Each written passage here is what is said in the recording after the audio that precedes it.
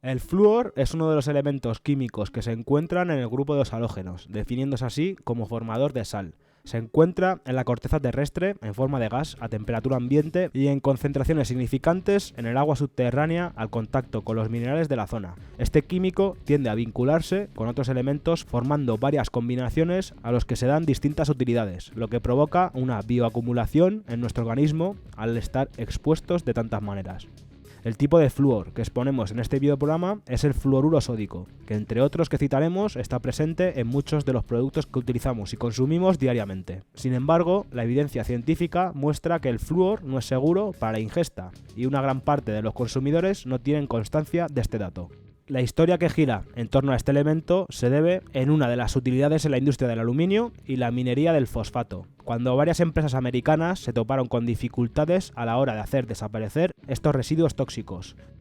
Durante un tiempo, el fluoruro fue vertido en grandes cantidades en los ríos aledaños, causando la muerte masiva de peces y la contaminación del agua, que por alto nivel de flúor se volvió tóxica. Esta vez se condenó con largas penas a algunas de las empresas responsables, que ahora tenían que buscar otro medio para deshacerse del fluoruro que nadie quería, encontrando una salida añadiendo esta sustancia a los fungicidas utilizados para la eliminación de cucarachas y ratas, haciéndose de este su principal componente, dado los buenos resultados. Aún así, no eran suficientes las cantidades de flúor que desechaban a través de los venenos, lo que llevó a las empresas partícipes a buscar alternativas que resultaron ser más alarmantes. El negocio en torno al fluoruro de sodio siempre ha generado grandes intereses económicos, llegando a convertirse en uno de los elementos vitales de la economía industrial moderna, un elemento que muchas empresas utilizan y por el que apostaron. La historia comienza en 1924, cuando una compañía alemana de fabricación de productos químicos comenzó a recibir préstamos de los banqueros estadounidenses, llevando a la creación de la Interessengemeinschaft Farben, IG Farben.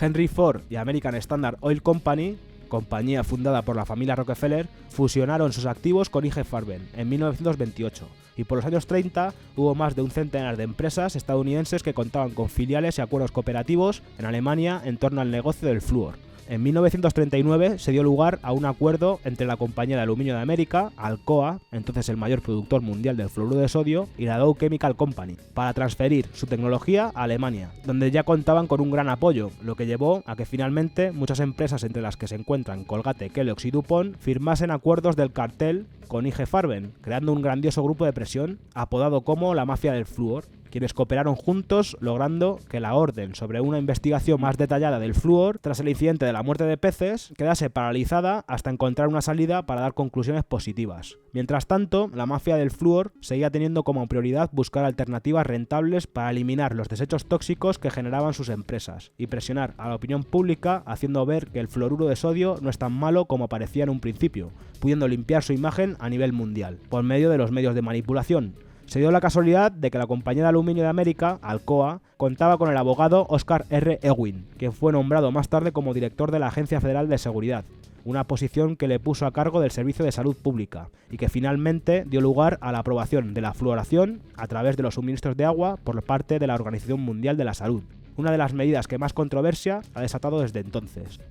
Uno de los contactos con los que contaba la mafia del flúor era Edward Bernays, uno de los más influyentes periodistas y publicistas del momento, también conocido como el padre de las relaciones públicas, que estando financiado ayudó a fomentar la aceptación del público y a los médicos, que desinformados apoyaron la fluoración del agua sin que la investigación sobre el fluoruro estuviese aún terminada. El fluoruro se convirtió desde entonces en sinónimo de progreso científico, y quienes se oponían a esta versión fueron señalados como excéntricos y charlatanes debido a la ofensiva de las relaciones públicas. Esta fue una frase hecha por el periodista Edward Bernays. Usted puede conseguir prácticamente que cualquier idea sea aceptada si los médicos están a favor. El público está dispuesto a aceptar porque un médico es una autoridad para la mayoría de las personas, independientemente de lo mucho que sepa o no sepa. Desde entonces, este elemento químico es presentado a la población como beneficioso para la salud, a través de otros organismos que conjuntamente lo promueven, como la Asociación Dental y la Asociación Médica de Estados Unidos, lo que llevó a que 3 años más tarde se sumaran a la fluoración del agua 87 nuevas ciudades estadounidenses, donde prosiguieron con un control de investigación en la ciudad de Michigan, donde terminarían de completar el estudio sobre el flúor, logrando que el único informe liberado declarase que era seguro para los seres humanos en pequeñas dosis. Para ello utilizaron campañas mediáticas para hacernos creer en el mito de la prevención de caries mediante el flúor, defendiéndolo como beneficioso y basándose en varias teorías que lo respaldan. Una de las dos teorías se originó en Estados Unidos cuando en 1939 Gerald G. Cox, un científico que trabajaba para Alcoa, llevó a cabo un supuesto estudio en el que fluoraron algunas ratas en laboratorios, llegando a la conclusión de que el fluoruro reducía las caries y recomendando su vertido en los suministros de agua del país como beneficio para la salud de la población. También hay datos de otro análisis realizado en Colorado, Estados Unidos, donde el doctor Frederick McKay, un dentista de la zona, declaró que el agua era responsable de que gran parte de los pobladores sufrieran menos de caries en proporción a las personas que habitaban en otros barrios. Al examinar las muestras que se tomaron, llamó la atención la cantidad elevada de flúor, lo que llevó a la conclusión de que sería beneficioso el uso de este compuesto para la salud dental de la población. Un estudio poco serio que nos deja con bastantes dudas sobre su fiabilidad, ya que los informes no detallan evidencias claras de que el flúor fuese el causante del acontecido. Desde entonces, la campaña de aceptación del flúor utiliza como forma de marketing que este compuesto nos ayuda a combatir la caries, actuando además como protector de esmalte, haciéndonos llegar inevitablemente este producto a nuestros hogares, privándonos de un conocimiento previo y la opción de elección del consumidor. Estados Unidos, el primer país en poner en práctica este método, lo aplicó y de forma muy extendida, a la que se sumaron muchos más países, dejándonos una estimación de consumo de 12 millones de personas en Europa Occidental, 171 millones en Estados Unidos y 355 millones de personas en el mundo, un 6% de la población mundial que ingiere flúor mediante el agua potable.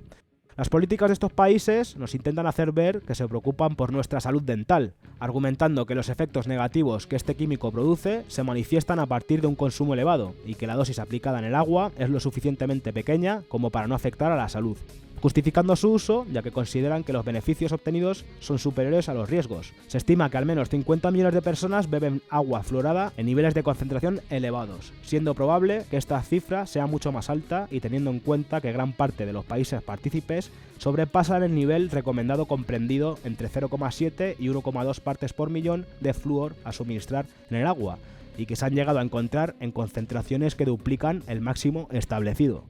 Desde el comienzo, la regulación de concentración de fluoruro en los suministros de agua comunitaria se ha topado con oposiciones, dando lugar a controversias entre los mismos profesionales de la medicina, que llegaron a juntar más de 1000 firmas solicitando el fin de la fluoración del agua y de la población, que por falta del consentimiento del consumidor y los efectos adversos encontrados se oponían a este método. Además, muchos otros productos que utilizamos diariamente también lo contienen y aumentan su consumo, llegando a ocasionar unos efectos negativos en nuestra salud mucho más preocupantes que el supuesto problema de las caries.